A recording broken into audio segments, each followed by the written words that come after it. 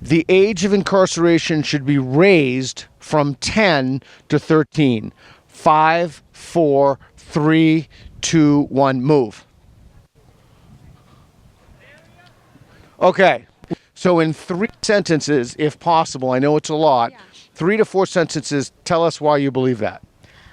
So I strongly believe that because there has been lots of scientific evidence proven that the brain is not developed at that age for kids to understand the repercussions of their actions. Can you hear her? Yes. Okay. And it's also detrimental to them in the future because it's also been proven that incarcerating kids, especially under the age of 13, has proven to be more problematic for them in the future as opposed to giving them prevention and education services. Okay. Do you agree with what she said? I totally agree with everything she said. Do you want to add anything? That really we shouldn't be incarcerating anyone. That there's better ways to deal with people that have done harm than... Better ways to deal with people or better ways to deal with young people?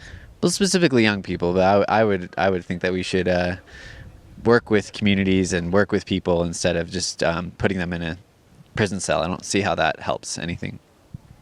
Okay. All right. And you okay, tell me slightly. So what is your reasoning, like 3-4 sentences?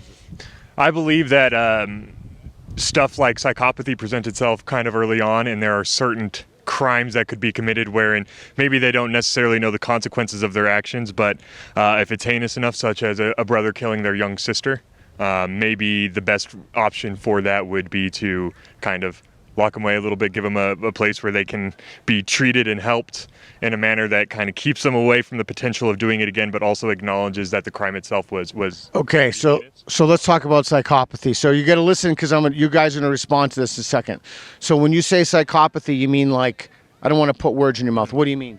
I mean those who are incapable of identifying emotions accurately, or they do not feel emotion, or they do not understand the positive emotions. They are more driven by negative emotions. The very small, slim percentage of the population that would potentially qualify as future serial killers. Okay, and you said something super important, like does something. I don't want to put words in your mouth. Like does something heinous, like murder his sister, mutilates the family dog, something insane, like So that is that I got that right? Yes, you did. Okay, so what do we do? Did you understand his claim? Did you understand what he said? I did, yeah. Do you think that what he said was reasonable? Are we talking about the House bill?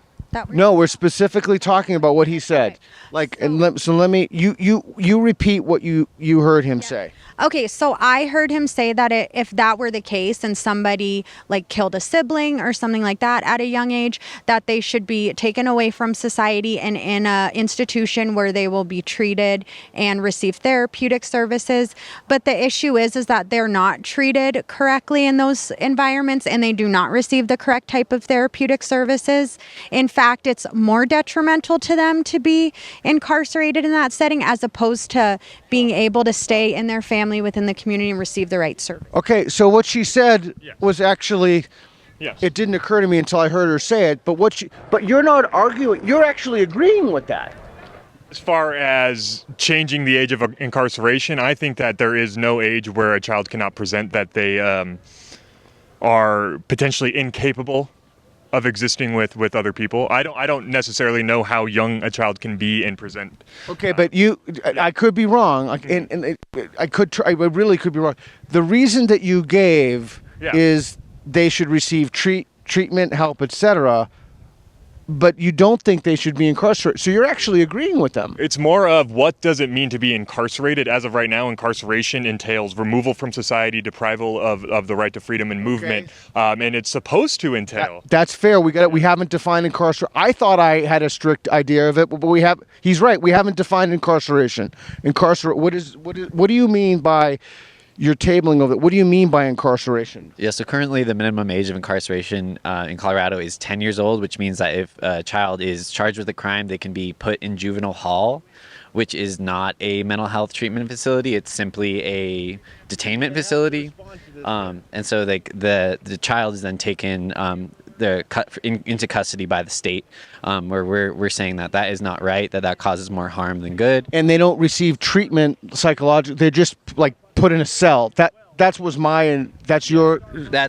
understanding. Yeah, I think that's we all agree. Yes. Okay. So From what you said, you don't want, and again, if I'm wrong, let me know. You agree with them. You don't think they should be incarcerated. I don't think that they should be lacking treatment.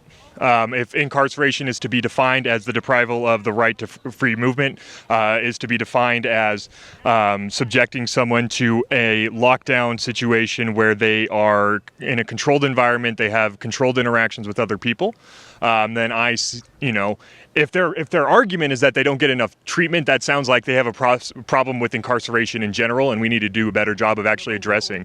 But we're only talking about 10 to 15. I don't see any age restriction. It's about the crime itself. It's about what was done. It doesn't matter the age of the person doing it and what the best course of treatment would be.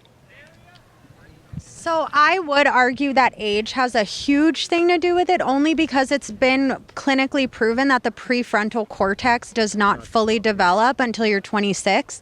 And so obviously a 10-year-old is going to have a different sense of the future than an adult is. And so without the prefrontal cortex fully grown, they can't have impulse control or any concept of, the bigger picture. All right. Now here's the $1 million question. This is a $1 million question right now. What would it take to move you from strongly agree? Don't worry, I'm coming to you. I'm going to ask you the same question. What would it take for you to move from strongly agree to agree? What information would you have to find out? What argument would you have to hear? What data would you have to learn?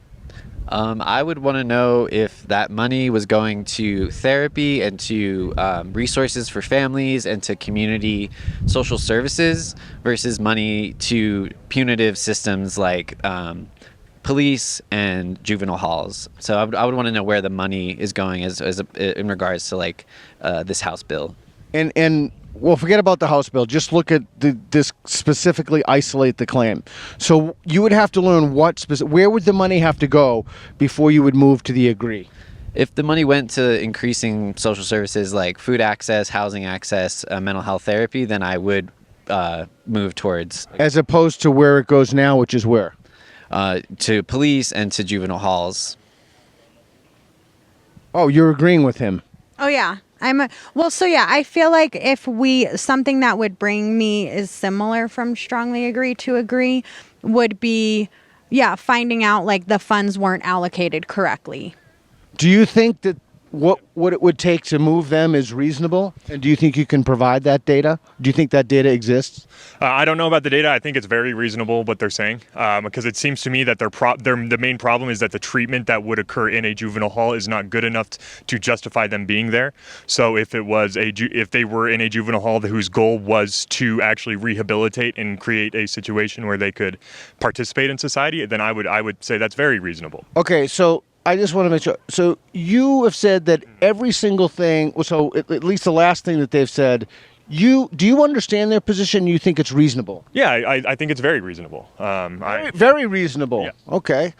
Do you understand his position, and do you think it's reasonable? You don't have to say yes. You don't need any reciprocity.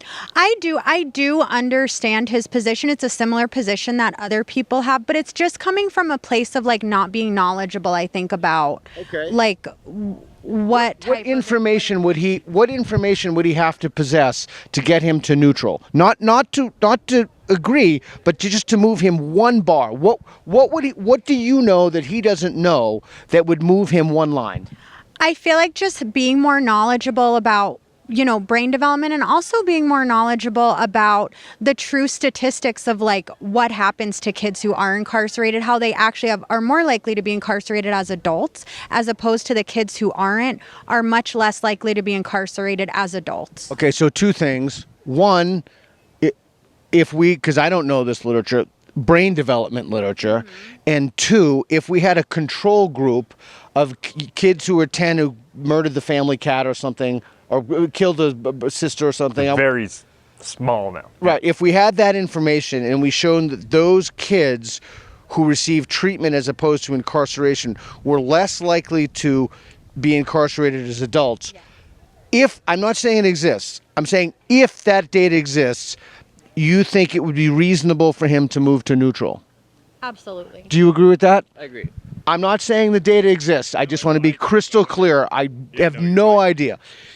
If you could be shown that, would you move to neutral? I think what would get me over is showing that children who present the symptoms of future psychopathy. So if you could tell me, Jeffrey Dahmer or someone like John Wayne Gacy at a young age, if we could identify that, hey, it looks like Mr. John Wayne Gacy here is going to go on to be a serial killer, but then be able to prove there's a path of treatment that would cause him to not end up being that serial killer. Right, but the problem with that is we could never know that. Yeah, exactly. I mean, you can only make the best inferences to what you could know because you don't know. Yeah. You can't, and maybe if they were twins or something weird, but even then you wouldn't know it. And so the problem arises first. How do you determine that? I didn't need to have like good decision-making processes to know that potentially killing my sister would be a wrong thing. I knew that by 2 or 3 years old. I didn't need to know what was right to know not to kill my family dog. So there's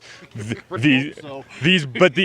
the very nature that these things potentially happen that shows there's something off, and maybe this person is showing us the signs early on that they're going to be one of the people that's incapable of living with others. So I think that's a key point. So in that case, you'd think that really no amount of therapy is going to help because there's something, they're just damaged. They're cognitively damaged. Yes, there are a small subset of people that, from my understanding. Okay, so this is important. So there are a small subset of people. So that means by definition, there are other people it would help. Potentially, yes. So wouldn't that be reason to move to the neutral? Yeah, absolutely, yeah. So do you want to move to the neutral? Let's say, I don't know enough about this situation. I just know the examples that I have, and that's where I'm at on this one. All right. So, All right. That seems extremely reasonable. What did you learn from this? I learned that, placing the judgment on when incarceration should be and stuff like that, we just don't know necessarily enough. There seems to be issues within the incarceration system, within our justice system, that does not focus enough on actual treatment and rehabilitation. We have a more punitive justice system. That's something that I've always felt about our justice system, is that it's more focused on punishment and not actual rehabilitation and reintroduction into society. And for the small subset of people that would be potentially those purely incapable of living with other humans peacefully, and they will always be a danger. And they exist. Yes. Let's not whitewash it. Right. No, they do exist, but is their existence worthy of justifying the overall? That's the question. Yeah. That's the question. Yes. That's the question. Did you get anything out of this? Yeah, I got a lot out of it. What did you get out of it? Yeah, just that there's a lot of different ways to look at an issue, and that you have to be willing to hear them all. Same. I totally agree with what he said. Yeah, just being educated and knowledgeable to make the best decision for. Did you find the process helpful? I did, yeah. Yeah, it was great. All right. Thanks, everybody. That's what we're going to do tonight. Thank you. Thanks. Yeah.